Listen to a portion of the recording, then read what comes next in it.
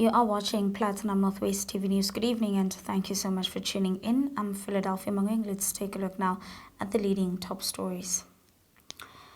First up now, a circulating video shows a group of people accusing a police officer of allegedly being intoxicated while on duty and the Northwest Cocta MEC to hand over houses at Mangoeng village. In the business news, the 25 billion rand illicit alcohol trade poses a threat to South Africa's economy and the health of consumers.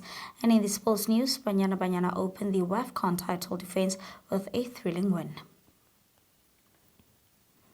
We begin here. Police are looking into a widely shared video that reportedly shows a group of people accusing a Northwest police officer of being intoxicated while in uniform. Now, according to police spokesperson Brigadier Sabata Mokhabone, the provincial police commissioner has ordered an immediate investigation into the allegations. Two members of the Patriotic Alliance and Operation Dudula who traveled to Batani to support the group will also be questioned by police, according to Mokhabone. In other news, MEC for Cooperative Governance, Human Settlements, as well as Traditional Affairs, Oageng Molaphisi will on Wednesday hand over 2 houses at the Mangoeng village in the Kagisano Molopo local municipality as part of the build-up to the departmental budget speech. This project is a partnership between the Department of Human Settlements as well as its contractors who were responsible for the donation and construction of the houses after becoming aware of 2 families living in dire conditions. In more news, the organization Undoing Tax Abuse, that's OUTA, has urged the Department of Transport to extend the validity period of driving licenses to 10 years instead of the proposed 8 years.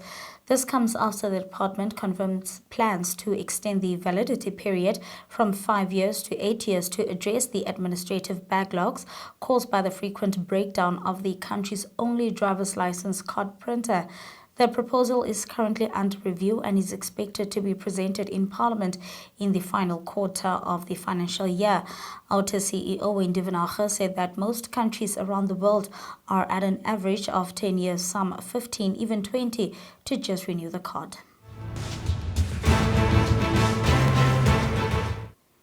Moving on to international news now, U.S. President Donald Trump said that he thinks talks to end the war in Gaza have been going along very well as he hosted Israeli Prime Minister Benjamin Netanyahu in Washington, D.C.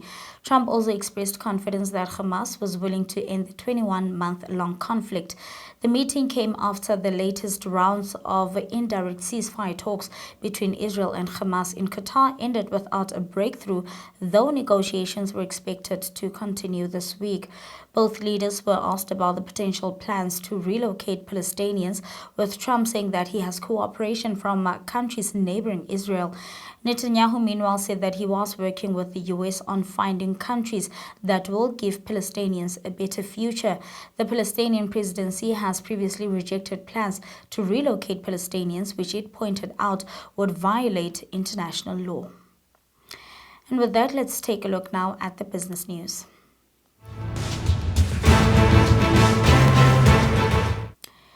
And the business news, the illicit alcohol industry is a 25 billion rand industry operating in the shadows and threatening public health while robbing the fiscus of a much-needed revenue. This is according to the latest report from Euromonitor termed Understanding the Illicit Alcohol Market in South Africa. The study shows that the illicit alcohol market is costing the fiscus a staggering 16.5 billion rand annually in lost taxes, thriving on poor law enforcement, tough economic conditions, as well as addiction.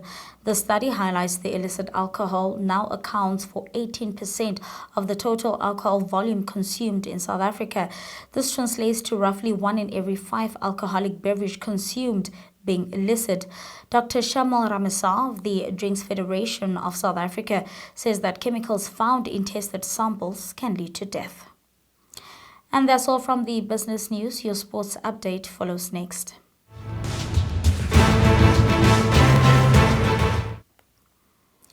In soccer news, Banyana Banyana began their defense of the Women's Africa Cup of Nations title with a 2-0 victory over Group C rivals Ghana at the Honia Stadium in Oja in Morocco on Monday evening. Now, the team bettered their Black Queens with the first half goals from Linda Motlhalo and Jermaine Siopesengwe contributing to the result. Despite a resilient second-half effort from Ghana, Banyana Banyana maintained their advantage and secured an important win in their pursuit of consecutive continental titles. The team was awarded a penalty successfully converted by Motlhalo following a VAR review. Coach Desiree Ellis expressed satisfaction in the team's disciplined defensive organization, which she highlighted as a key factor in their victory. Now, the next fixture for Banyana Banyana will be against Tanzania on Friday at the same venue. Moving on to cricket news now, the Proteas have showcased their formidable strength in the ongoing Test series against Zimbabwe in Bulawayo, securing a resounding victory in the first Test and maintaining a commanding position in the second. Now, in the opening match, South Africa triumphed by a massive 328 runs, largely thanks to exceptional all-round performances. Building on their initial success, the Proteas continued their dominance in the second Test, with stand-in captain Vian Mulder making headlines with a record-breaking innings. Now, Mulder smashed an unbeaten 367, the highest individual score by a South African in Test history and the fifth highest in Test history overall before declaring the innings. His phenomenal knockout has put South Africa in an unsolvable position, with Zimbabwe struggling to respond to the immense pressure applied by the visitors. Let's take a look. Our team song to those before us, to those to come.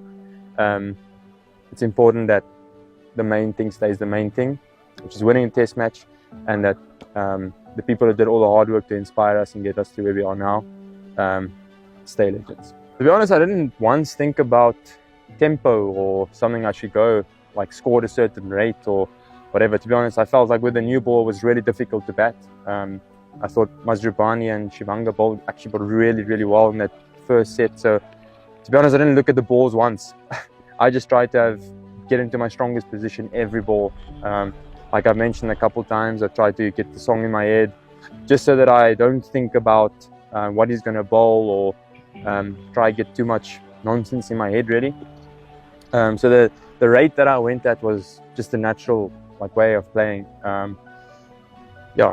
I didn't even know how many balls I faced. When they said to me yesterday I was on run a ball, I was like, what? And there's no ways. But yeah, it was just really cool to be out there, and I want to win the test match. I want to make it 10 in a row. That's a more important record for me. First game as captain, and we'll go to 10 in a row. Thames and them have done so much hard work to try and get us here, Thames and Kesh.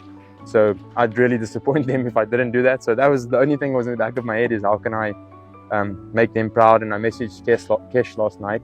And I said to him, I really want to make you proud, so I'm going to go and give it my all today. It was really cool. When I got my 300, I looked at the balcony and it looked like everybody was standing there. And that kind of means that in many ways other people care and they want good things for you. When I heard I was going to be captain for this test, I said to my wife, you have to come.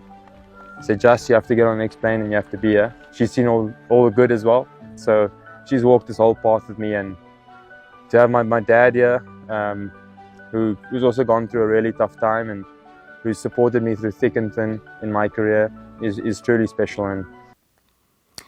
And that's where we're going to have to wrap it up for this evening. Thank you so much for watching. The team is standing by tomorrow evening. Till then, good night and take care.